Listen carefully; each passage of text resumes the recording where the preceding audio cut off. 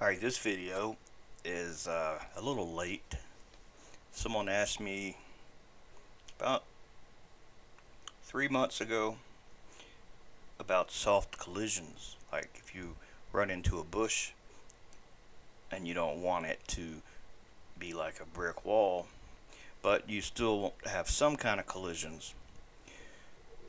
Well, that's what this video will explain. Honestly, I forgot. I just remembered. If we go to where the game is installed in the Steam apps common BeamNG.drive, you'll see a GameEngine.zip. Open up that zip and believe it's in the art folder. Yeah, there it is. You'll see a groundmodels.json. Copy this to your clipboard. Now the level that you want to put those soft collisions in, just for an example, smallgrid in the art folder. I'm sorry, let me start over. Smallgrid. Make a folder called ground models.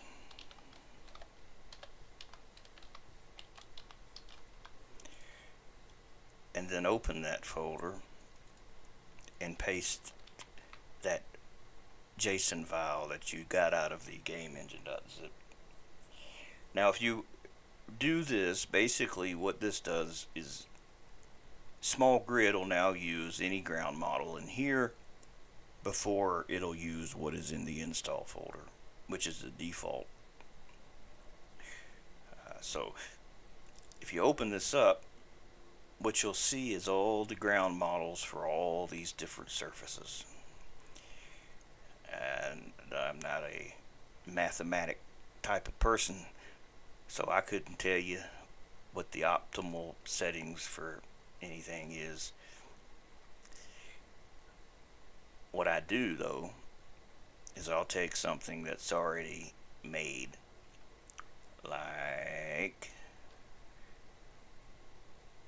snow, and I'll copy this to the clipboard. Everything within these brackets, you see these two brackets, everything in between that, just copy it. Then go down to the bottom here at the last one,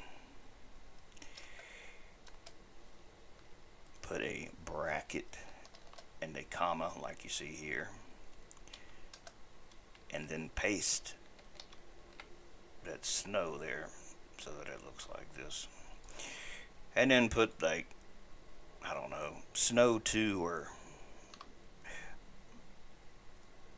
because you know it is kind of like snow, you're just modifying it. Or you could call it bush, you can call it whatever you want to call it, but we'll call it bush. And the fluid density, well, it'll be thicker than what snow would be. I don't know what good value would be. I'll just put 2. I did have all this stuff saved, what every bit of it means, and I would say I'd look for it, but I'd probably forget.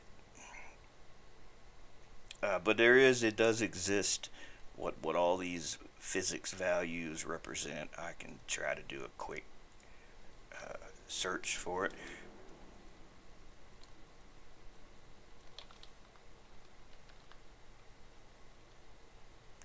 Physics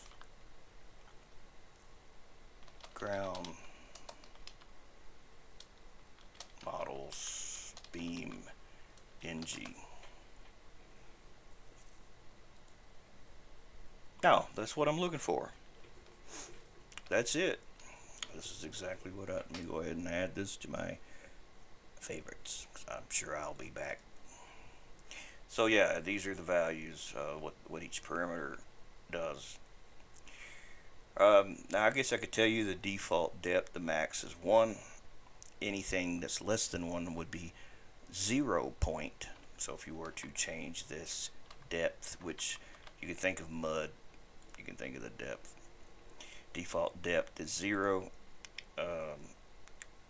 We'll put 0.3.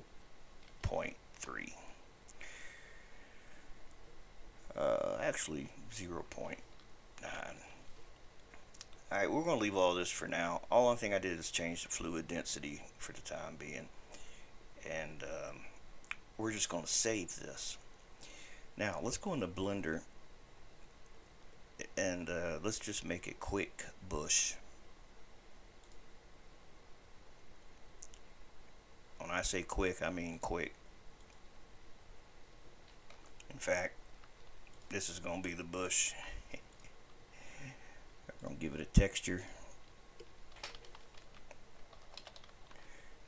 I'm not actually going to put an image on it. I'm just going to change the color so that it's green.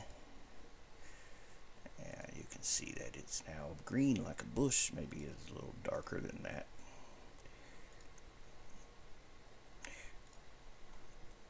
Let's just change the name to bush. And let's export the DAE.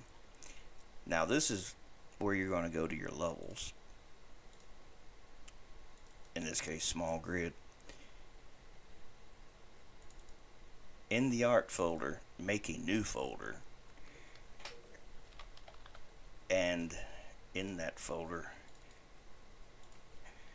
is where you'll export the DAE. Now if you took the time to put a texture map on it, by default it will copy the texture to the folder. And since you're putting this in its own folder by itself, nestled away in the art folder like this, when the game loads, it will make the texture in Beam for that bush. But don't get ahead of yourself and think you can go crazy with all these things here. Basically, only the base color is what it interprets. If you're using complex shaders and you got some crazy stuff going on in here, you can forget that happening. That ain't gonna happen. BeamNG ain't gonna do that for you.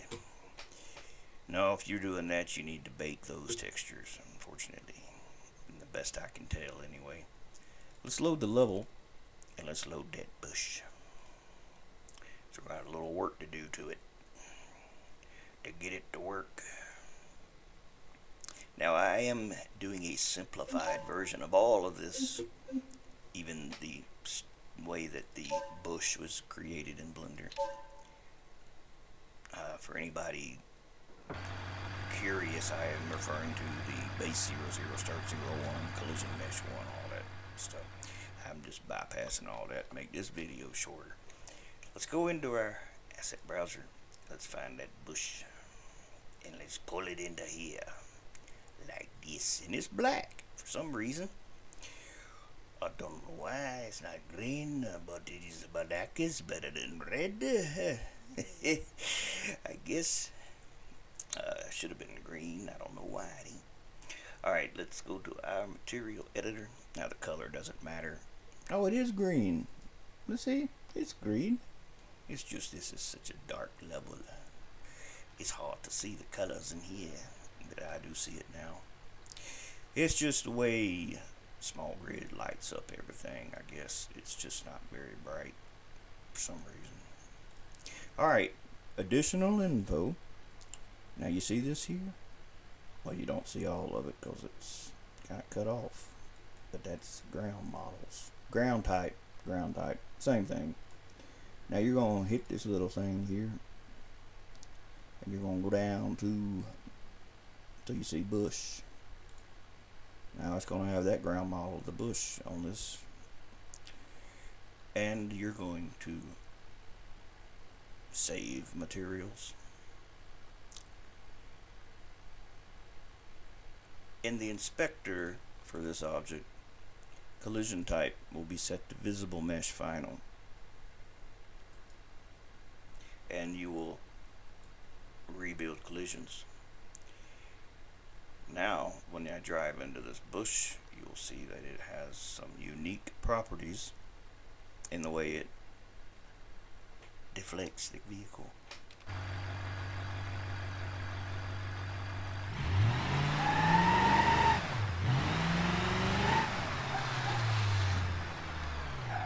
That was impressive.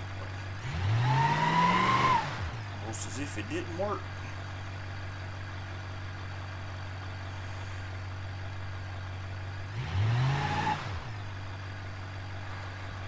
But it did.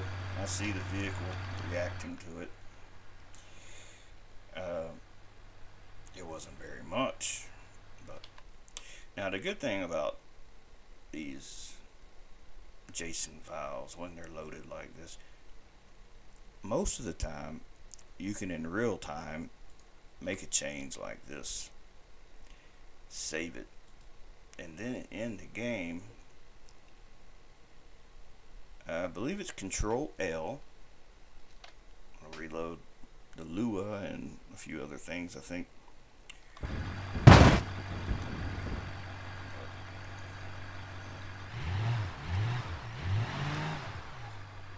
Yeah, that's definitely more dense.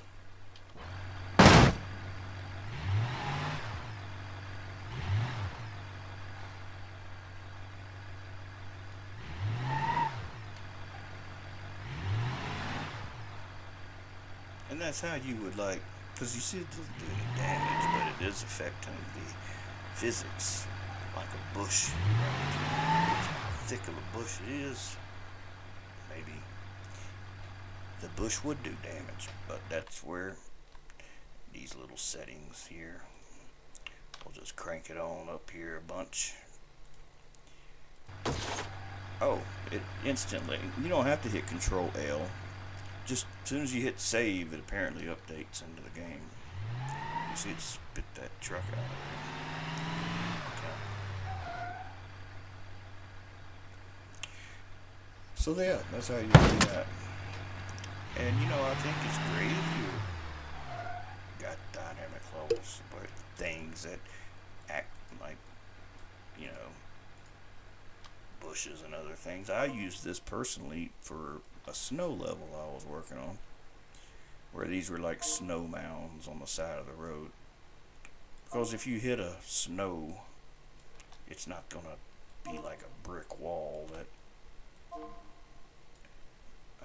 the car hits and breaks into or bends and whatnot.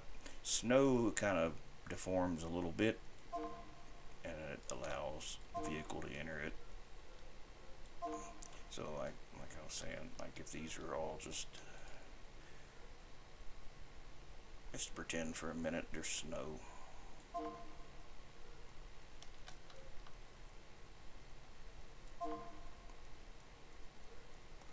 You know, I guess I can make this a little easier to illustrate, make this kind of like blue. Now if you do the visible mesh final and you forget to set it, and you made all these damn copies and you gotta set it for all of them, you can always just select all these and then in here hit it like this and it'll make it for all of those. Then don't forget to rebuild collisions, and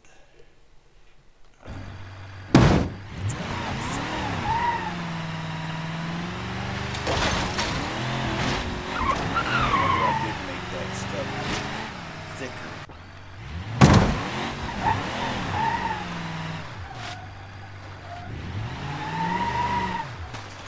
Alright, let's adjust it. Let's put it back where it was at.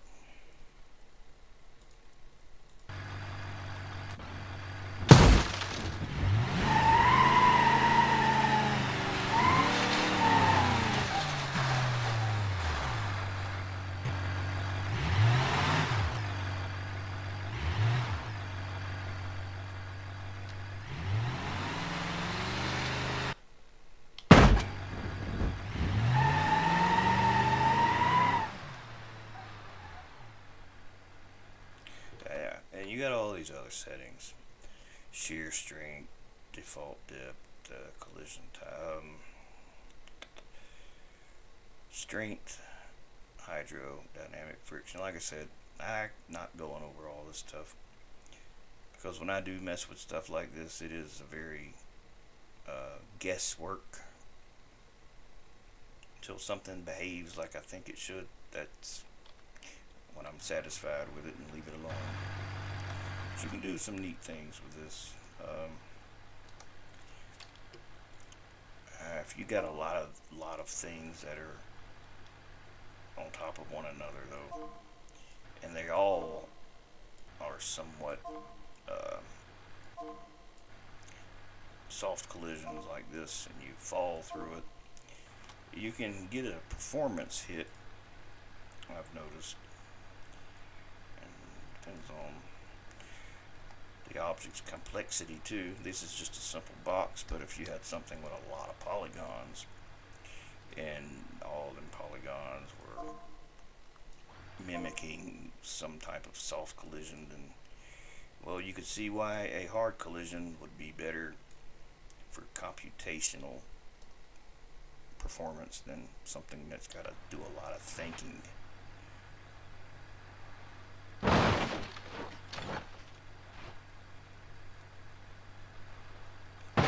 I don't know.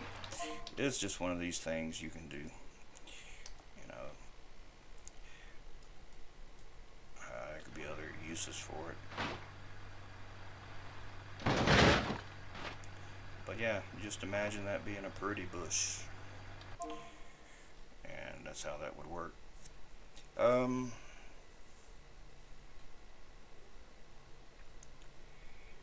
That ground model can also be applied if you're terrain painting and you I don't have a terrain block on this level. When you're into terrain painter, it's got a place for ground models also, where you can say if you were painting a texture, I don't know, you just made one up to look like something. Maybe you made a texture of a bush and you're using that on the ground. You could assign a ground model to it, and then the ground would behave also like these.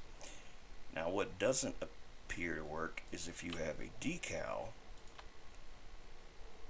and the material for that decal has that ground model. It just ignores it. I guess if you think about it,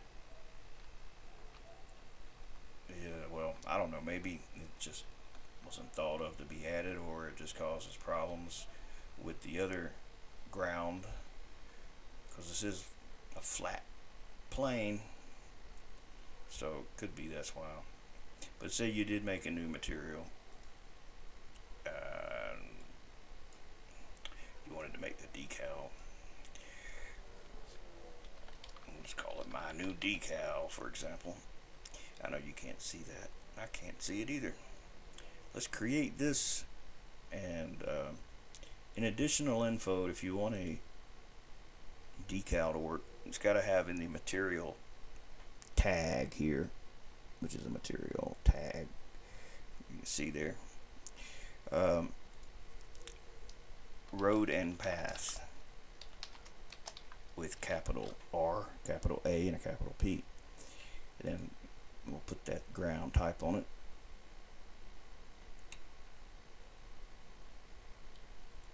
Yeah, if this material tag isn't in here, the decal will not be available. Save, and then in the inspector window for the decal road editor, you can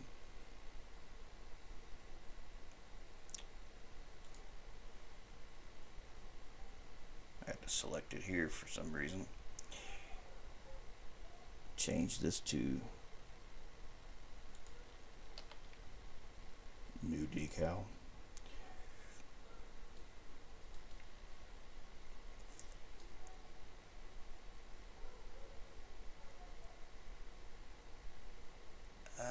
Let's rebuild collisions.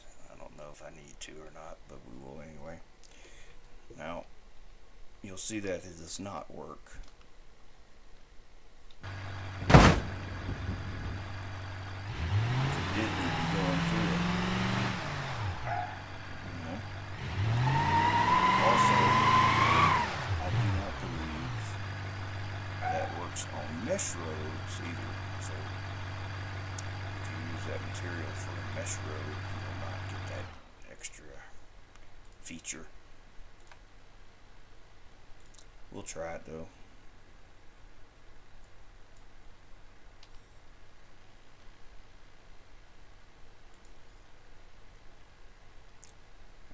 Rebuild collisions.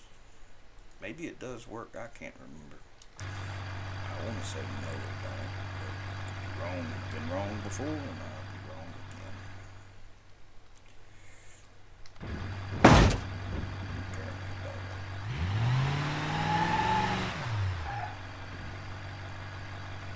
But I mean, if you wanted to do something like make a road, an actual road, you just make a mesh of a road.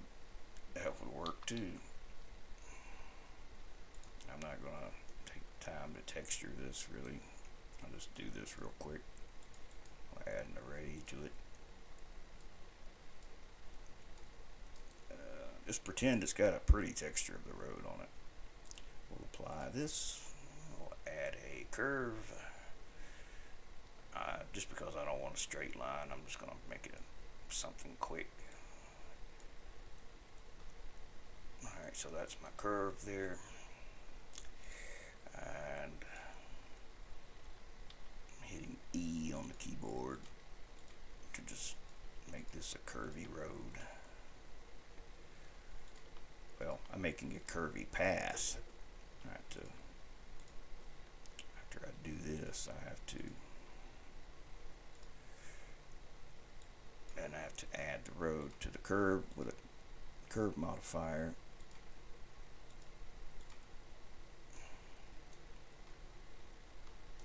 Like that. I don't really know the size of that. Shit. I don't have my object that I can import in at the moment. Let's apply this curve modifier. And let's just export the bush, which is now a road. Export collider. I'm going to just overwrite the bush that's there with this. I mean, it's going to update it in the game. Oh yeah, selection only. We don't want to send the NURBS path. And in the game, that bush should turn into that other object.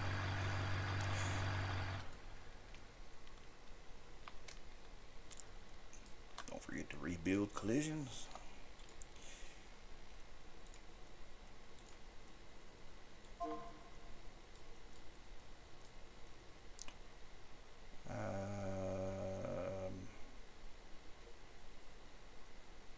Oh yeah, let's do that. Actually, I'm gonna make it, duplicate it a few times to make it wider, and rebuild collisions and put the vehicle on that.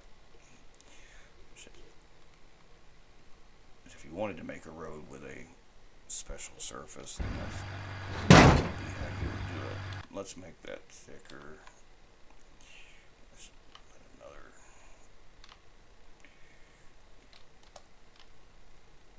Leave all the other stuff for the moment.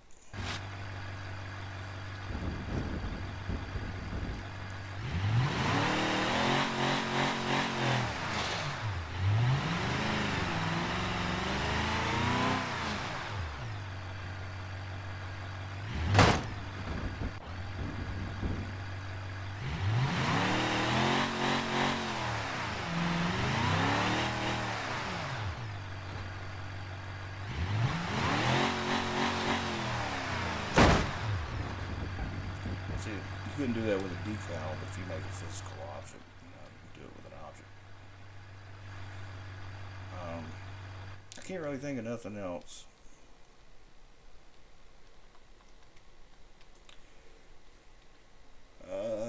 There's nothing else I can think of that I mean, if you have any questions, let me know. If I forgot to mention something, I can follow up with this. I guess what I could do too, I could just zip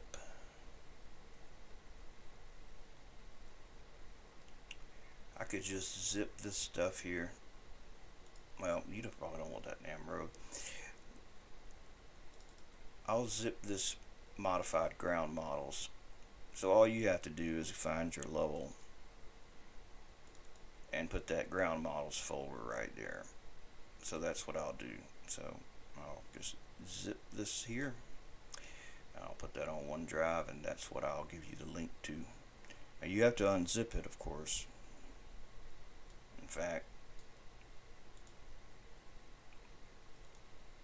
all you should have to do is open up the zip, copy this folder to your clipboard, and go to the level that you want the custom ground models in, and paste it.